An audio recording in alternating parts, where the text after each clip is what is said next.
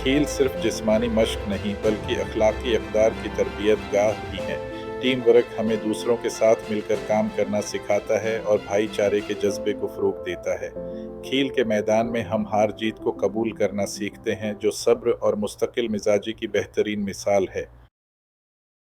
ये हमें नज़्म व ज़ब्त की पाबंदी, कवायद व ज़वाबित का एहतराम और एक दूसरे की मदद करना सिखाते हैं। ये तमाम अक़दार एक मज़बूत उम्मत की तश्कील के लिए ज़रूरी हैं। खेल हमें एक दूसरे के साथ जुड़ने और एक मुश्तरका मकसद के लिए काम करने का मौका देते हैं।